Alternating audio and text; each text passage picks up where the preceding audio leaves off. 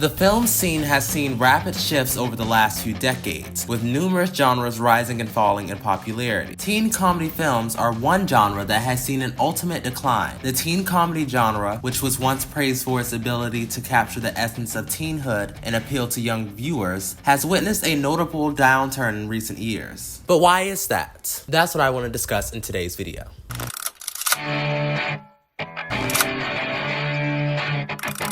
So what is a teen comedy? A teen comedy is a comedic subgenre of films and television shows primarily targeting a teenage audience. Though I'll only be focusing on teen comedy films in this video, there is a conversation to be had about the decline of teen comedy television shows as well. But that's a conversation for another day. These types of films usually concentrate on the lives, experiences, and issues that teens face, and they often include funny scenarios, relatable characters, and themes including high school life, relationships, friendships, academic stress, social hierarchies, and identity building that appeal to teenage audiences. Some popular examples of teen comedy films include Mean Girls, Superbad, Clueless, The Breakfast Club, Easy A, Ferris Bueller's Day Off, 10 Things I Hate About You, and American Pie. The 1950s were a decade defined by social change, economic growth, and the return of a sense of stability. But most importantly, post-World War II America witnessed a huge shift in youth culture, birthing a new cultural phenomenon, the teenager. The 1950s established teenagers as yet another social group in stage of adolescence. Movies like Rebel Without a Cause and The Wild One tried to represent this new demographic of young people rebelling against traditional norms, defining the confusion and restlessness of the teenage years. Although the teen movie came of age in the 50s, not long after the concept of a teenager was born, a lot of the films from this time onward until the late 70s were mostly dramas and movie musicals. However, by the late 1970s, a lot of studios realized that these kind of comedy films could be huge moneymakers since teenagers had a lot more free time to go to the movies. The teen comedy genre first gained popularity in the late 70s and early 80s. It was a time of R-rated, sexy teen comedies with explicit nudity, usually poor storytelling, and general raunchiness aimed mostly at teenage boys. Quirky's, Fast Times at Ridgemont High, and Animal House are notable films from this era. The late 70s saw the release of movies like National Lampoon's Animal House, which, even though it isn't set in a high school, features teenage to early 20s characters navigating through college life in a rowdy frat house. But another National Lampoon magazine writer would make his directorial debut, taking a tamer look at teen issues with the release of 16 Candles. This film broke new ground in its depiction of teen issues, tackling subjects that were deeply personal to young audiences at the time. 16 Candles obviously does not age well today with its depictions of date rape and very insensitive representation of Asian people. But for its time, it not only provided a new viewpoint on the difficulties of being a teenager, but it also questioned prevalent societal norms and stereotypes. John Hughes' debut as a director marked a turning point in the trajectory of teen comedy films. And after this, he released many more teen comedy films that would become staple films of the genre throughout the 80s. From the iconic The Breakfast Club to Weird Science, Ferris Bueller's Day Off, and Pretty in Pink. However, when it came to representing teenagers at the time, these kind of movies had a really stiff structure. They frequently included stereotypical characters and basic plot lines, such as jocks, nerds, and cheerleaders, creating limited ideas of teenage identity. Of course, there were other teen comedies of the 80s that tried to push the boundaries. There was The Goonies, Back to the Future, License to Drive, Teen Wolf, Heathers, and I'm definitely missing a lot more. I can't name every single movie at this time. But within the realm of teen comedy films, these films set out to explore different themes. They frequently strayed from the limits of high school and into themes of adventure, fantasy, and science fiction. Even when movies like Heathers or Teen Wolf did enter the high school setting, they explored black comedy as well as aspects of fantasy and satire, distinguishing them different from other typical teen comedies of the time. The 90s, however, witnessed a shift in the genre and introduced a more self-aware approach, blending comedy and social commentary. Female protagonists are shown as intelligent and confident people, navigating the complexity of high school life, highlighting the need for self-discovery and questioning gender roles. This is also when teen comedy would truly take off. We got some of the most iconic movies of this time, let alone teen comedies. House Party, the ever so iconic horror comedy Scream, Clueless, Good Burger, and in the year 1999 alone, there was 10 Things I Hate About You, American Pie, But I'm a Cheerleader, Jawbreaker, She's All That, Never Been Kissed, Drive Me Crazy, and so many more. Like, these kind of movies were breaking the box office. These kind of movies not only captured the energy of the teenage years, but it also left a lasting mark on pop culture. One of the most notable aspects of 90s teen comedies was their influence on fashion and style. Clueless especially popularized a lot of the time's fashion trends, such as plaid skirts, knee-high socks, and preppy chic outfits. Cher's classic yellow plaid ensemble has become a symbol of 90s fashion nostalgia, and grunge-inspired looks in films such as 10 Things I Hate About You and Can't Hardly Wait demonstrated a rebellious yet accessible style that connected with that generation of teenagers all over the world. This era paved the way for a fashion revolution that defined the 90s and continues to impact current fashion trend. Teen comedies of the 90s also discuss more hard-hitting topics, including sexuality, identity, and societal pressures. Movies like She's All That and Never Been Kissed deconstructed the popular high school hierarchy, as well as the complexities of social norms that uphold social pressures. And the genre would continue to change at the turn of the 21st century. Janie's got a gun. Janie Briggs got a gun. She's got a gun! Janie's got a gun! By the 2000s, the 80s and 90s had covered most of the ground for high school stories. The underdog protagonist, high school hierarchy, transformation montages, etc., etc. So why not make fun of their structure? Not another teen movie. With how popular and formulaic the teen comedy movie genre was in the mid to late 90s, it was very clear that people would start to get sick of them. Whether it be how repetitive a lot of them were, or how frequently they were produced, it was about time that someone started to make fun of them. Not Another Teen Movie is a satirical comedy film parody of various teen movies from the 80s and 90s, such as She's All That, American Pie, Bring It On, released the year prior, Can't Hardly Wait, and many others. The plot of the film focuses on common high school cliches and stereotypes that were exaggerated and parodied. From the ugly pretty girl, the popular jock, mean cheerleader, token black guy, and many others. Although the iconic parody movie, Scary Movie, was a lot more well received, Not Another Teen Movie is a better example, in my opinion, of showing just how formulaic teen comedy films were at the time. The 2000s marked yet another significant period of transformation for the genre. You would see the change with movies like Legally Blonde, which stepped out of the high school setting into the world of Elle Woods, a stereotypical sorority girl who begins attending Harvard Law after her boyfriend dumps her. Of course, you would also get movies like The Princess Diaries the same year, which followed some of the same tropes, most notably the pretty ugly girl with a transformation scene. But there was still a clear shift. I believe the genre truly reached its peak in the 2000s. I mean, look at the material. Let me just list it off for you. Big Fat Liar, 2002. Like Mike, 2002. Freaky Friday, 2003. Holes, 2003, Mean Girls, 2004, Napoleon Dynamite, 2004, New York Minute, 2004. Mean Girls especially completely changed the genre. Mean Girls, as we know, became a cultural phenomenon with its memorable quotes, characters, and social commentary that resonated with teenage audiences. Unlike most teen comedy films of its time, the characters in Mean Girls were well developed and multidimensional, going beyond stereotypical portrayals. Each character has unique personality challenges and growth arcs, and where the movie really shined was with its writer, Tina Fey. The film's clever script and hilarious dialogue set it apart from other teen comedies. It merged humor with social critique, and while a few jokes did not age well for obvious reasons, most of the humor in this film is still so timeless and cleverly delivered. I can't go out. I'm sick. Boo, you whore.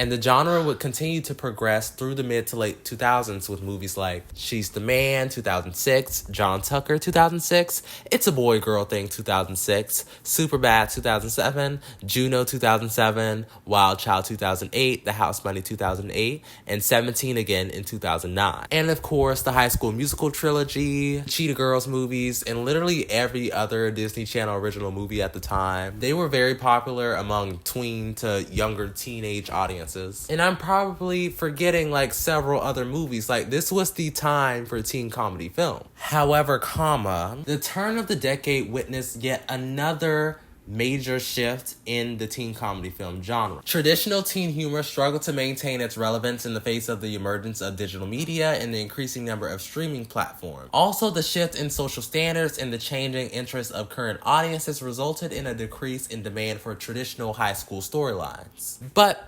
let me let you in on my theory on why I think the genre truly saw its decline. And it has a lot to do with the year 2012.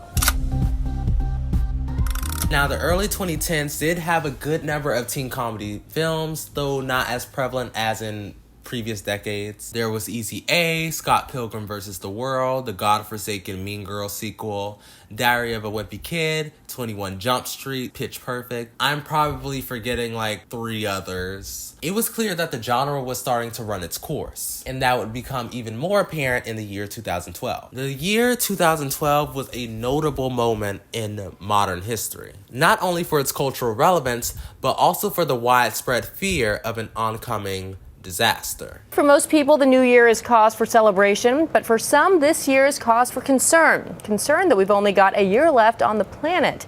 You've probably heard this, that according to an ancient Mayan prophecy, the world will end in late 2012. The 2012 apocalypse scare was tied to a variety of beliefs, most notably the end of the Mayan calendar. The Mayan long count calendar, which had been in use for nearly 5,000 years, appeared to come to an end on December 21st, 2012, prompting some to worry that this indicated a terrible event or possibly the end of the world. Of course, now we know that wasn't the case, but this fear was almost just as bad as the Y2K apocalypse scare. And whether this be true or not, I believe that this, in a way, birthed a new era of teen film. The 2010s were influential in developing the preference for dystopian stories over lighthearted comedy. The global financial crisis, growing political division, and environmental concerns all led to a collective sense of sadness and worry among young people. As a result, the appeal of dystopian environments and storylines dealing with existential concerns grew in popularity. The rise of the teen dystopian film genre served as a challenge to the prominence of teen comedy films. The enormous success of Suzanne Collins' The Hunger Games, adapted for the big screen in 2012 and starring Jennifer Lawrence, was a huge factor in the emergence of the teen dystopian film genre. The film's story arc, which revolved around a young female protagonist thrown into a violent, oppressive society, touched audiences all around the world. The success of the film adaptation not only proved the genre's commercial potential, but also set a precedent for stories of repressive governments, perseverance, and the battle for human agency in the face of systematic injustice. The popularity of The Hunger Games triggered an upsurge of similar adaptations and original works in the teen dystopian genre, including the Divergent trilogy